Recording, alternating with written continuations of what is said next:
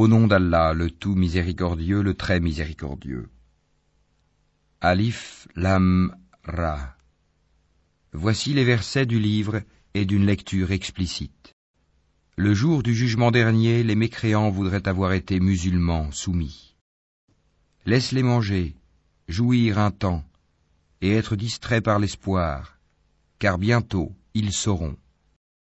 Or, nous ne détruisons aucune cité sans qu'elle n'ait eu un terme fixé en une écriture connue. Nulle communauté ne devance son terme, ni le retarde. Et les Mécois disent : Ô toi sur qui on a fait descendre le Coran, tu es certainement fou. Pourquoi ne nous es-tu pas venu avec les anges, si tu es du nombre des véridiques ? Nous ne faisons descendre les anges qu'avec la vérité, et alors il ne leur sera pas accordé de répit à ces impies. En vérité, c'est nous qui avons fait descendre le Coran, et c'est nous qui en sommes gardiens. Et nous avons certes envoyé avant toi des messagers parmi les peuples des anciens. Et pas un messager ne leur est venu sans qu'il s'en soit moqué. C'est ainsi que nous faisons pénétrer la mécréance dans les cœurs des coupables. Ils ne croiront pas en lui, le messager ou le Coran, bien que ce soit accompli le sort traditionnel des anciens. Et même si nous ouvrions pour eux une porte du ciel et qu'ils puissent y monter, ils diraient « Vraiment nos yeux sont voilés, mais plutôt nous sommes des gens ensorcelés. » Certes, nous avons placé dans le ciel des constellations, et nous l'avons embelli pour ceux qui regardent. Et nous l'avons protégé contre tout diable banni. À moins que l'un d'eux parvienne subrepticement à écouter, une flamme brillante alors le poursuit. Et quant à la terre, nous l'avons étalée et y avons placé des montagnes immobiles, et y avons fait pousser toutes choses harmonieusement proportionnées. Et nous y avons placé des vivres pour vous, et placé aussi pour vous des êtres que vous ne nourrissez pas. Et il n'est rien dont nous n'ayons les réserves, et nous ne le faisons descendre que dans une mesure déterminée. Et nous envoyons les vents fécondants, et nous faisons alors descendre du ciel une eau dont nous vous abreuvons, et que vous n'êtes pas en mesure de conserver. Et c'est bien nous qui donnons la vie et donnons la mort, et c'est nous qui sommes l'héritier de tout. Et nous connaissons certes ceux qui parmi vous ont avancé, et nous connaissons ceux qui tardent encore. Certes, c'est ton Seigneur qui les rassemblera, car c'est lui le sage, l'omniscient. Nous créâmes l'homme d'une argile crissante, extraite d'une boue malléable. Et quant au djinn, nous l'avions auparavant créé d'un feu d'une chaleur ardente. Et lorsque ton Seigneur dit aux anges, « Je vais créer un homme d'argile crissante, extraite d'une boue malléable, » et dès que je l'aurai harmonieusement formé et lui aurai insufflé mon souffle de vie, jetez-vous alors prosternés devant lui. Alors les anges se prosternèrent tous ensemble, excepté Iblis, qui refusa d'être avec les prosternés. Alors Allah dit, « Ô Iblis, pourquoi n'es-tu pas au nombre des prosternés ?» Il dit, « Je ne puis me prosterner devant un homme que tu as créé d'argile crissante extraite d'une boue malléable. » Et Allah dit, « Sors de là, du paradis, car te voilà banni. Et malédiction sur toi jusqu'au jour de la rétribution. » Il dit, « Ô mon Seigneur, donne-moi donc un délai jusqu'au jour où les gens seront ressuscités. » Allah dit, « Tu es de ceux à qui ce délai est accordé, jusqu'au jour de l'instant connu d'Allah. » Il dit, « Ô mon Seigneur, parce que tu m'as induit en erreur, eh bien je leur enjoliverai la vie sur terre et les égarerai tous, à l'exception parmi eux de tes serviteurs élus. » Allah dit, « Voici une voie droite qui mène vers moi. Sur mes serviteurs tu n'auras aucune autorité, excepté sur celui qui te suivra parmi les dévoyés. Et l'enfer sera sûrement leur lieu de rendez-vous à tous.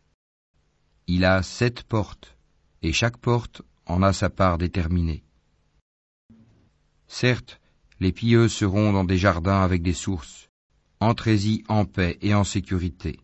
et nous aurons arraché toute rancune de leur poitrine, et ils se sentiront frères, faisant face les uns aux autres sur des lits. Nulle fatigue ne les y touchera, et on ne les en fera pas sortir. Informe mes serviteurs que c'est moi le pardonneur, le très miséricordieux, et que mon châtiment est certes le châtiment douloureux. Et informe-les au sujet des hôtes d'Abraham. Quand ils entrèrent chez lui et dirent « Salam », il dit « Nous avons peur de vous ».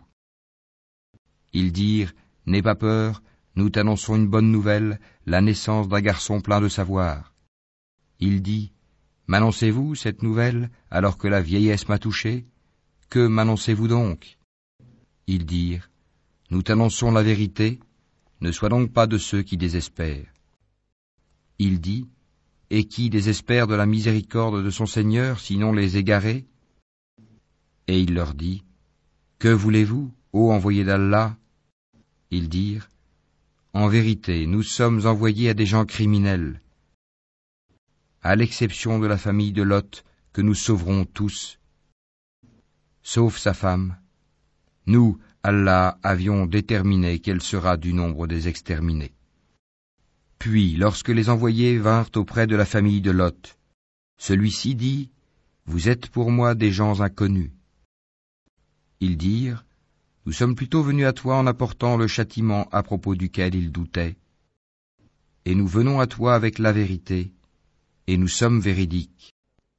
Pars donc avec ta famille en fin de nuit et suis leurs arrières, et que nul d'entre vous ne se retourne. Et allez là où on vous le commande. » Et nous lui annonçâmes cet ordre, que ces gens-là, au matin, seront anéantis jusqu'au dernier. Et les habitants de la ville, Sodome, vinrent à lui dans la joie.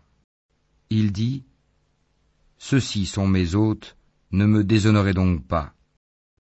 Et craignez Allah, et ne me couvrez pas d'ignominie. » Ils dirent, « Ne t'avions-nous pas interdit de recevoir du monde ?» Il dit, « Voici mes filles, si vous voulez faire quelque chose. » Par ta vie, ils se confondaient dans leur délire. Alors, au lever du soleil, le cri, la catastrophe les saisit. Et nous renversâmes la ville de fond en comble, et fîmes pleuvoir sur eux des pierres d'argile dure. Voilà vraiment des preuves pour ceux qui savent observer. Elle, cette ville, se trouvait sur un chemin connu de tous. Voilà vraiment une exhortation pour les croyants. Et les habitants d'Al-Haïka étaient aussi des injustes. Nous nous sommes donc vengés d'eux.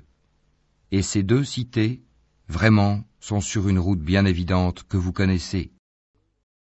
Certes, les gens d'Al-Hijr ont traité de menteurs les messagers. Nous leur avons montré nos miracles, mais ils s'en étaient détournés. Et ils taillaient des maisons dans les montagnes, vivant en sécurité. Puis, au matin, le cri les saisit. Ce qu'ils avaient acquis ne leur a donc point profité. Et nous n'avons créé les cieux et la terre et ce qui est entre eux que pour une juste raison. Et l'heure, sans aucun doute, arrivera.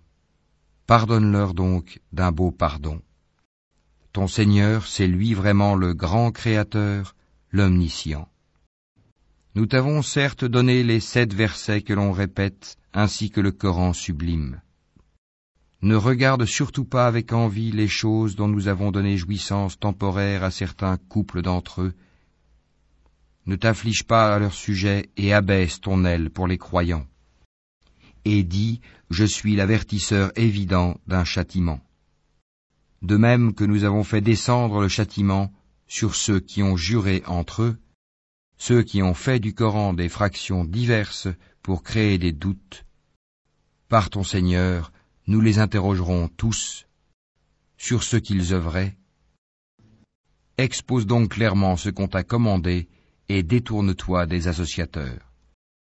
Nous t'avons effectivement défendu vis-à-vis des railleurs, ceux qui associent à Allah une autre divinité.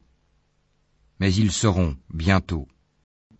Et nous savons, certes, que ta poitrine se serre à cause de ce qu'ils disent. Glorifie donc ton Seigneur par sa louange et sois de ceux qui se prosternent, et adore ton Seigneur jusqu'à ce que te vienne la certitude, la mort.